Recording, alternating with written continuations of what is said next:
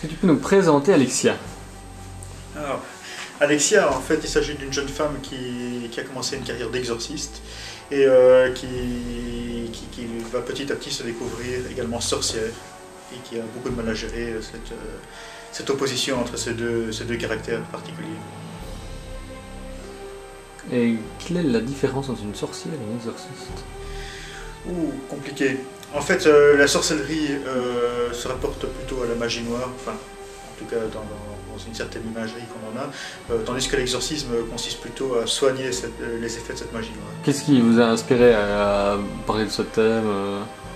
Ça a l'air un peu gore quand même au début. Oui, enfin gore, c'est un peu exagéré, mais en fait, qu'est-ce qui a fait qu'on a commencé à partir sur ce sujet? C'est les ambiances. Disons que j'avais vraiment envie de faire une bande dessinée avec des ambiances un peu poussées, et ce sujet s'y prêtait particulièrement. Et en fait, toute la documentation est venue par après, et l'intérêt, je dirais, est venu plus d'une commande de ma part de faire une bande dessinée avec des ambiances que d'un choix premier. Et une fois qu'on s'est lancé évidemment dans le sujet, on a commencé à se renseigner et c'est devenu presque compulsif. Et le choix d'un personnage féminin, c'était couru d'avance.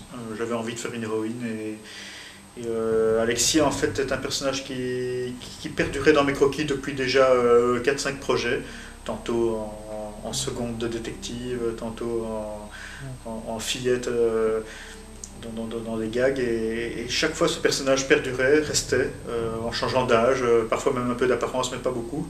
Et au moment où il a fallu trouver un casting pour Alexia, c'est celui-là qui est ressorti directement. Et le travail avec le scénariste et la coloriste, ça se passe comment? Avec le scénariste, comment on travaille ensemble depuis 17 ans maintenant. Donc je dirais, on s'est auto-formé, on est vraiment formaté l'un pour l'autre. J'ai fait le scénariste qu'il est, il a fait le dessinateur que je suis. C'est vraiment une complicité, on est des amis avec un grand A et on passe plus de temps au téléphone que sur la table à dessin d'ailleurs. Et en ce qui concerne les couleurs, Scarlett m'a été présentée par les éditions Dupuis et elle a tout de suite bien convenu. Et en fait, elle a vraiment apporté une dimension supplémentaire qu'il n'y avait pas au départ. Et à pour des ambiances. Justement au niveau des ambiances, et elle peut vraiment être considérée comme auteure à part entière de la série parce qu'elle apporte vraiment quelque chose. Et quand est-ce qu'on peut espérer voir un deuxième cycle commencer? Enfin, ici c'est juste la fin du premier. Le tome 4 donc, qui sort actuellement est la fin du cycle 1. Et à l'heure où je vous parle, je suis déjà à la planche 5 du deuxième cycle. Qui fera en fait normalement 2 tomes. Ce sera donc des cycles plus courts avec des histoires plus condensées. C'est-à-dire que le premier cycle est une histoire très complexe qui est tachée en 4 albums avec, je dirais, chaque fois un monstre de la semaine. Le deuxième cycle sera une histoire unique en 2 albums sans monstre de la semaine. Ce sera la même histoire qui se suivra sur 2 albums avec l'éternel à suivre au milieu. L'histoire est déjà écrite à l'avance? Oui.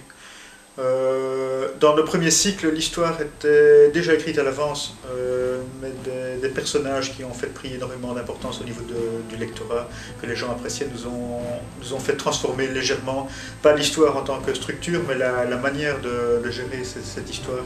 Les soubresauts ont été très différents de ce qui était prévu au départ, mais l'histoire en tant que telle n'a jamais varié d'un pouce. Comment... J'ai oublié la question. Et comment est-ce que vous avez des retours comme ça de lecteurs? Essentiellement, je dirais déjà l'éditeur qui est le tout premier lecteur. Ensuite, il y a quand même le courrier des lecteurs du journal Spirou parce que Alexia est publié dans le journal. Il y a également Internet, on a un forum qui tourne très bien sur un site Internet et très curieusement ce site fonctionne quasiment sans discontinuer, je réponds au moins une fois par semaine et les gens donnent leur avis et puis bon, malgré tout on a tous de la famille, les copains qui demandent à l'oncle, à la tante, qu'est-ce que t'en penses, tu aimes bien, et les avis sont comme ça. Et puis reste aussi la critique des journalistes, qui ont souvent une lecture très, très pointue et même s'ils ne le marquent pas dans leurs articles, ben, souvent lors des interviews on a droit, je dirais, à une décomposition quasiment systématique et anthropologique et mécanique de la bande dessinée. J'ai aimé ça, j'ai moins aimé ça, pourquoi si, pourquoi vous choisissez ce plan-là. Ils vont souvent chercher très Très technique. très technique.